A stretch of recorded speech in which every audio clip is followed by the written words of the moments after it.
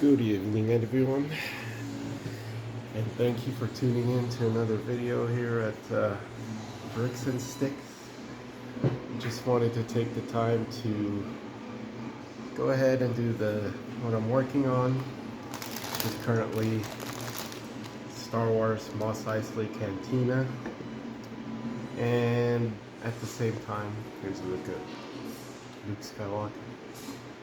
And at the same time, I wanted to go ahead and do a review of the first week of the season for the Florida Panthers while I build this. Very eventful week so far. Some negative, some positive, but overall, I mean, 4 games into the season, there's no need to panic, right? Stanley Cup champions. There's no reason to panic. If you're panicking, please, I ask you, don't do that. Way too early for that. Anyway, let me unpack this bag and we'll get right onto it. That is a lot of pieces.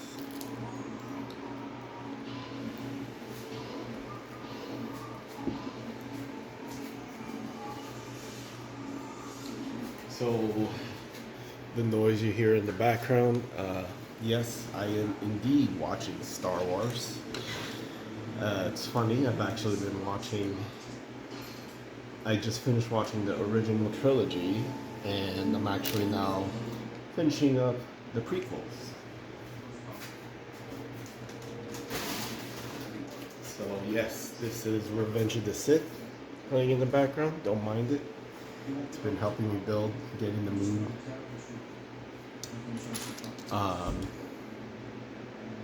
So yeah, I already did a video on the first game of the season against Boston a week ago, and after that, Florida is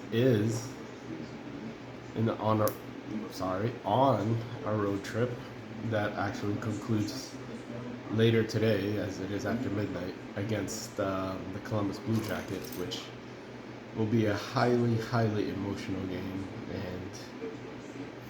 and which we'll get into more later. So after Boston, the team left for Ottawa.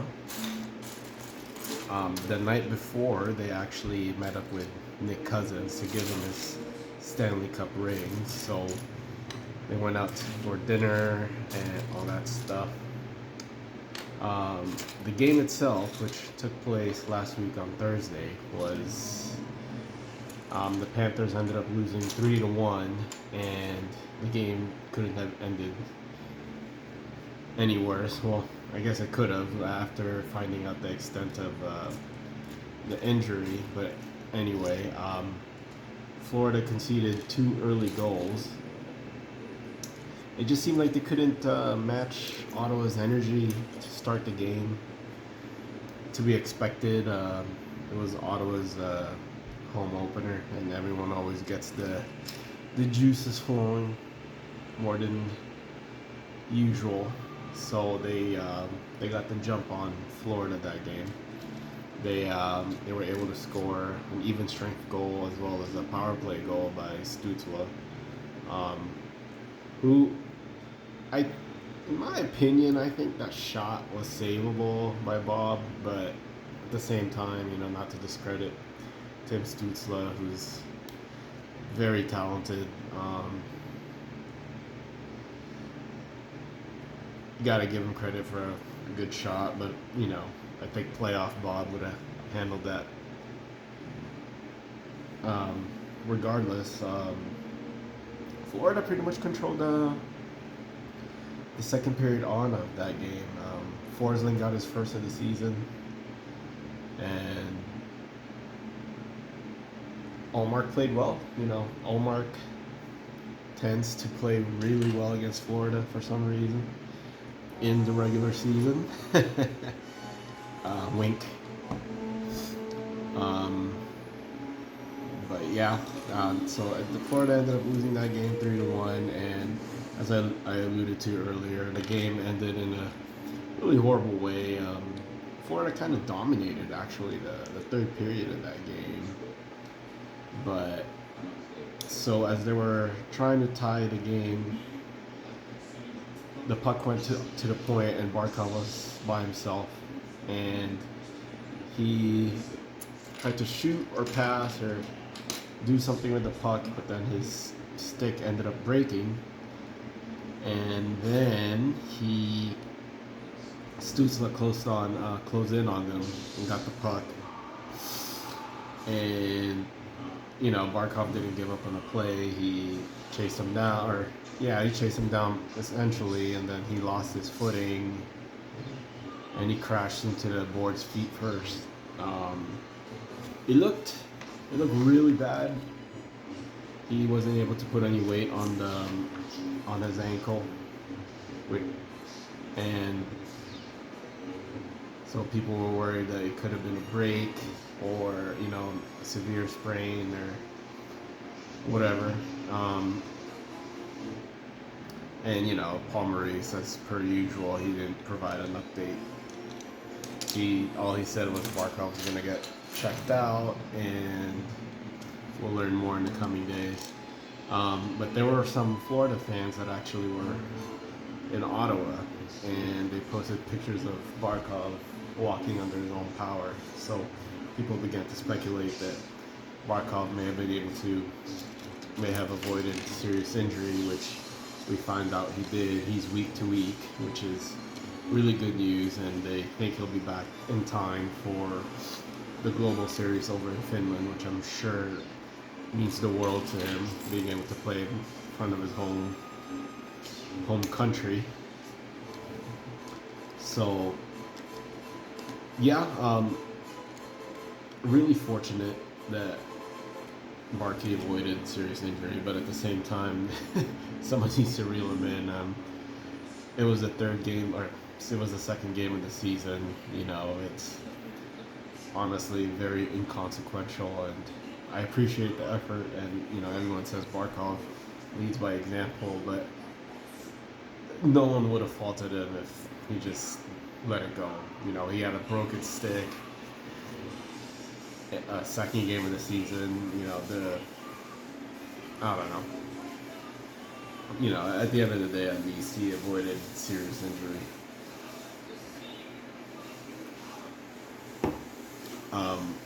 Bennett had another strong game, I feel. Forsling, those are two of the names that really stand out to me so far, which I'll talk about after I talk about the last game of this past week. I'll discuss which players have stood out and which players need to pick it up and who don't look so good.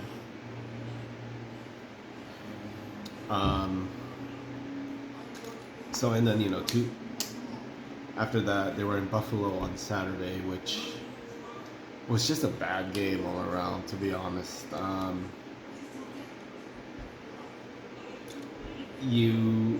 First of all, you wake up in the morning and you find out that Tkachuk isn't going to be playing, and bad for him, but ended up being good for Patrick Giles, who I'll talk more about later.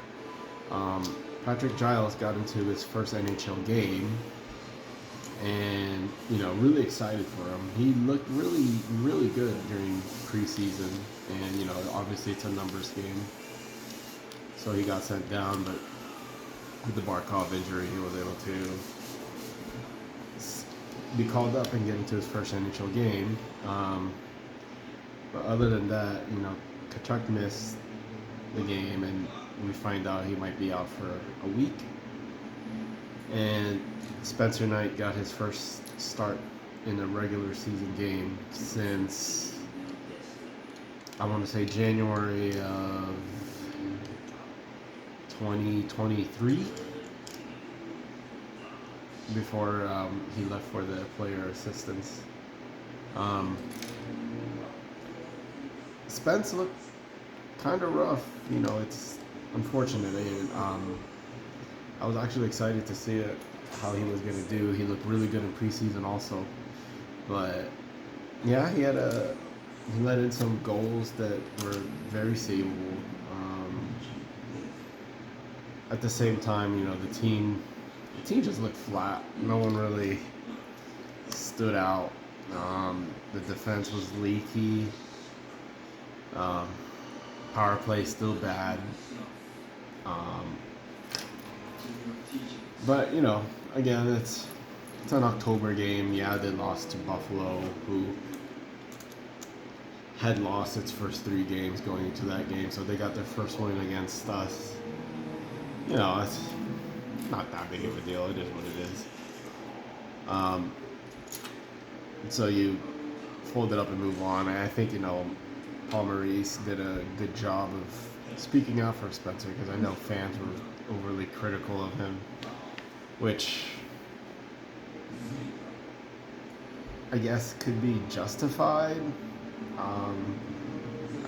I guess I'll leave that discussion up for later after the Boston game, which that's what we're going to be discussing about now.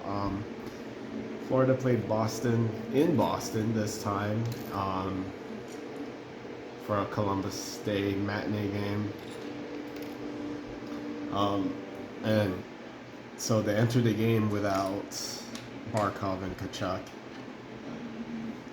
You got adversity there, and then you're running with 7D, 11 forwards with Uvis Balinskis running the most reps at forward, it seemed like. So it was definitely an uphill game. Boston came out and scored first, and then Florida responded fairly well. Anton Lundell with a terrific individual effort. He seems to just really get up for these Boston games, regular season or the playoffs. He does really well against them, and he tied it up. And then Rhino was able to, on a PK, get a shorthanded goal to make it 2-1.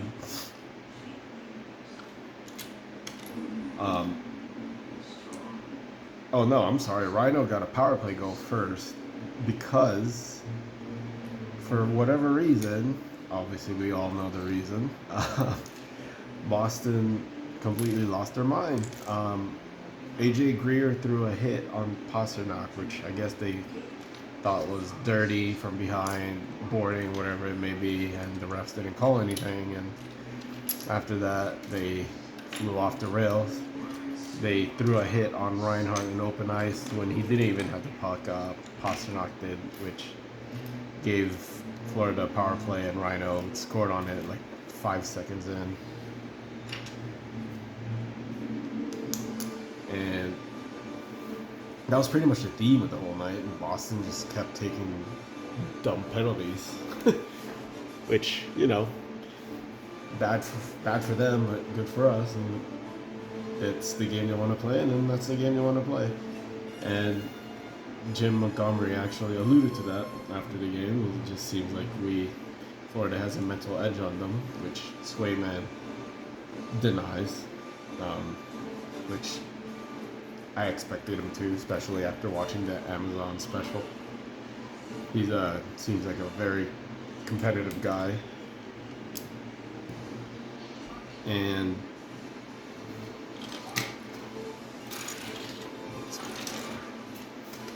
yeah, and then Boston tied up the game later on with a 2. Brandon Carlo was able to get a goal on a pass from behind the net that wasn't even going to him. It went off of Ekblad, and it went to him. And then Florida was able to, create. Reinhardt got a short-handed goal. Terrific effort, by the way. Poitras had the puck at the point, and he just picked his pocket clean, and went in, and in the process, the Bruin fell over and pushed Swayman out of the way, and Rhino got a tap in. And then moments later, Lundy was able to get a breakout pass, and he beat Swayman clean on a blocker, which I think was a really weak goal. Really weak goal, but maybe that's what happens when you miss training camp. Gotta work out the cobwebs, right? And to make it 4-2, and Boston would get one more goal. I believe it was Lorai. A nice move, and he beats Bob blocker side. I think that was also a savable shot. But Florida ends up winning the game 4-3. Really gutsy effort. Boston tried to be physical, and Florida's not afraid to play that kind of game. But yeah, they really lost their marbles, and I guess that's when that's the kind of effect that, it reminds me of all the times when Tampa kept eliminating Florida from the playoffs. The regular season games had more meaning for one side and not so much for the other. But it just seems like Boston really takes these games personal, and really undisciplined hockey.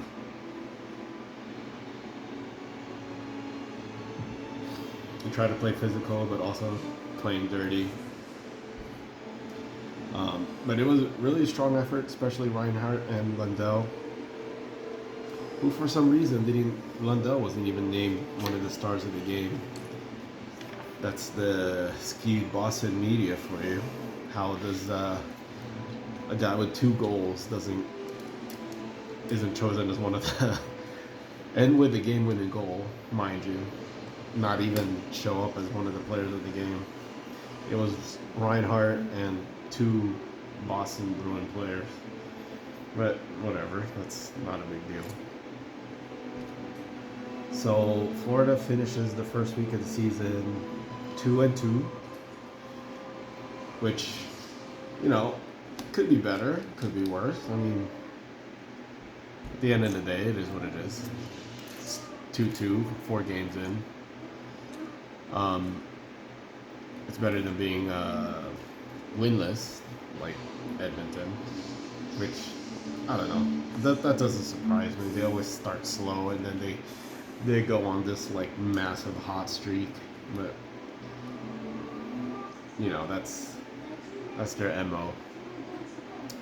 Last year, Florida got off to a similar start as they did now. The order is just different. They lost the first 2 games before winning one and finishing up 5-4 to finish October before kicking it into gear. Paul Maurice plays a hard brand of hockey, and there's some new players on the squad, and understandably there's going to be an adjustment period there. Players are still going to get their legs going. I hate singling him out because I'm a fan of his, but Ekblad has not looked good at all. It looks like his legs are still thawing out from the summer. He generally looks better as the season goes on, but I think, and as coming from someone that's had knee injuries like he has had, obviously, but not as serious. It is difficult to get those knees going sometimes, but hopefully he picks it up and starts performing a little better. He hasn't been horrible, but he hasn't been the Ekblad that we saw in the playoffs. Which, no one's going to be the version of the playoffs, but I think he can be better. Speaking of being better, the power play needs to be better. Power play has not been good at all. I think it's 2 for 12 or 2 for 13 or something like that, and on the chances they get on the power play that aren't successful, they generally don't even look close to being competent. It just seems like they spend most of the time chasing the puck, retrieving it from their own end.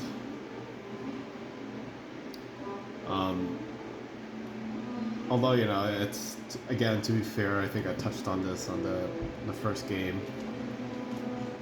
They practiced it with a certain squad, which was Barkov, Kachuk, Reinhardt, Verhage, and Adam Boquist.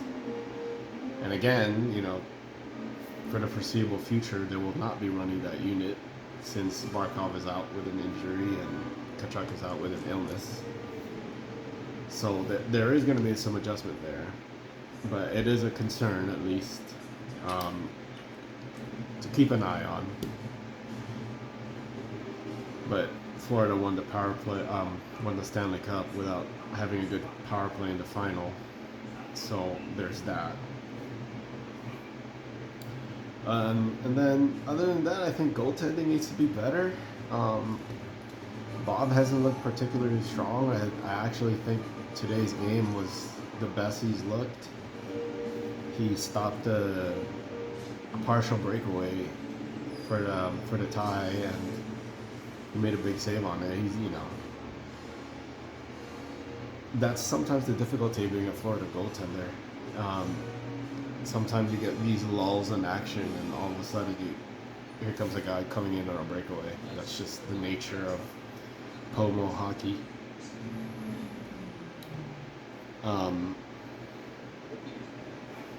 The defense could be a little bit better also, particularly I think the bottom, the third pair.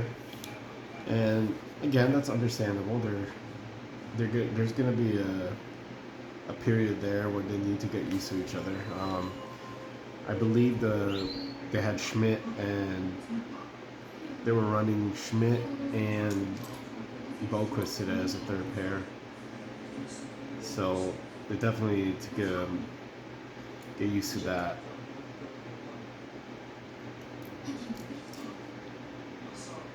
But overall, it wasn't too bad. Some of the players that I have stood out really to me, Lundell today against Boston really stood out. He had a really strong game. It was as if we had Barkov out there, to be honest. He controlled the game. He's on the line with Lusty and Reinhardt, which was the playoff line from a few years ago. Or not, 2 years ago, the two playoffs ago, and they had a strong game today. Bennett has continued to look really strong, and that it's sad, but I think he's gonna price himself out. He's such a huge part of this team, and losing him is gonna hurt so bad. But I think some team's gonna offer him a lot of money. And he's not the best point producer, but God, his intangibles are just off the charts. I think everyone's chest just puffs out a little more when he's in the lineup. He's so tough. He's so hard to play against. He's physical. He's fast, and he does bring that intimidation factor, which is seeing Boston fans losing their minds that Sam Bennett hasn't been asked to pay for what he did against Brad Marchand in the playoffs.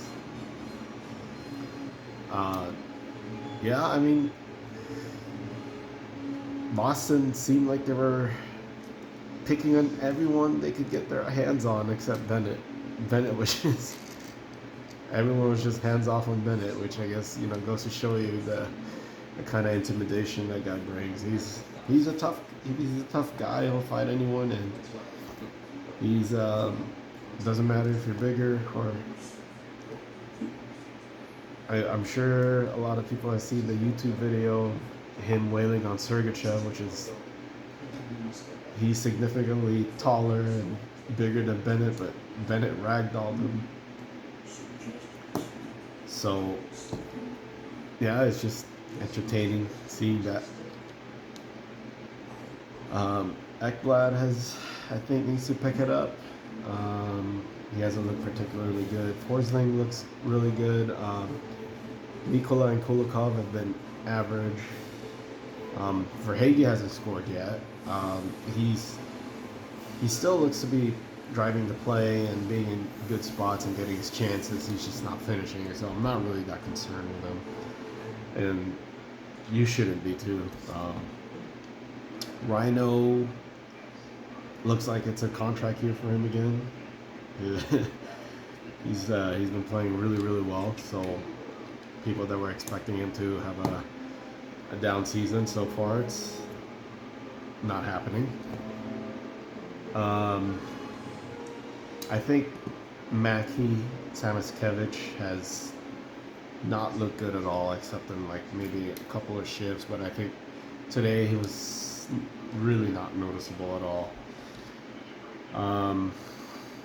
which is unfortunate. You know, they're counting on him, and they see a lot in his game. You know, he has really good offensive tools, but so far I just don't think it's working out. And as I mentioned earlier, I think Patrick Giles has looked really, really good. I think when everyone's healthy, he might have a spot. You know, he'd be fighting Gadget for that spot, because he looks really good. Very physical, very fast. There was before Lundell scored the fourth goal, there was a shift there where Giles dumped the puck in, and he was able to retrieve the puck just because he bodied the Bruin out of the way. So I think he looks really good.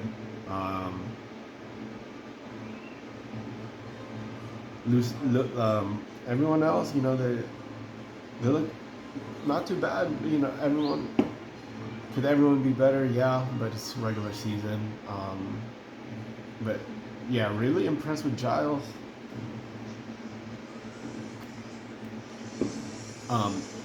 Nate Schmidt showed me a lot today.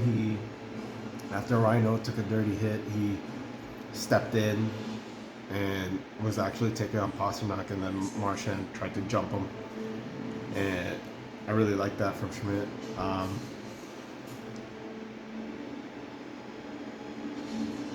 So he's been, you know, I think he has a pretty good trajectory going on right now. He's still needing to get used to the system. Adam Boquist, I think he got hemmed in a lot today. So that's a little bit of a concern. Balenskis looked decent at forward. Obviously, he's a D man.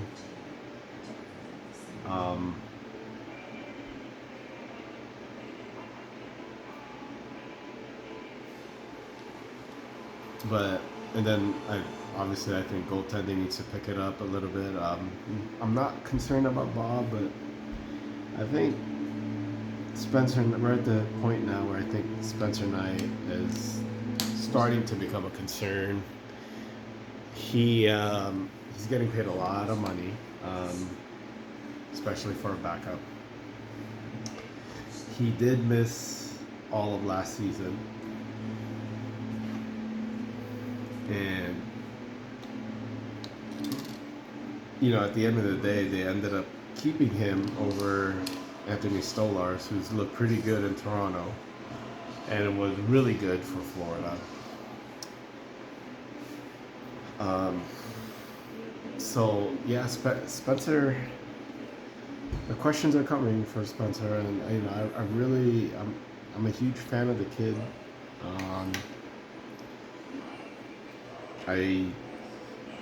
As many also had him as the goaltender of the future, I saw the same, and I hope it works out for him. I really do. And as Paul said, you can't give up on him. now it's way too early. It's his first game back after pretty much almost 2 years, so can't be too hard on him. Give him a chance, but it is fair to start raising the question of whether he is going to be the guy to take over for Bob, who turned 36 this year, so he's not getting any younger. While Florida doesn't need a super elite goalie to win, I think they do need someone that can manage the game pretty well, since there's a lot of downtime being a Florida goalie, because Florida does control the puck a lot, and the thing with that is you could go minutes without facing a shot, and then all of a sudden you're facing a very difficult shot. So they need someone that's headstrong and able to keep himself in the game and be ready. And yeah, I mean, it's not time to panic yet on Spencer Knight, but questions are creeping in. So moving ahead, looking forward to the rest of this week. They got Columbus today, as I mentioned, and then I believe it's Vancouver on Thursday, and then Vegas on Saturday. Hopefully Chucky will be back by then. If not, there's no reason to rush anyone. Especially like Barkov. Take your time. It's a regular season. It's him being back for the playoffs is what matters. At this point, it's all about just making it through the regular season, make the playoffs, and then let it go from there. So anyway, thank you for tuning in. Enjoy the games that are coming up this week. And yeah, let's go Panthers. And if you're standing on the ledge, don't. There's no reason to panic. It's 4 games in. All right. Have a good night. And if you're a Lego fan, keep building. Have a good one.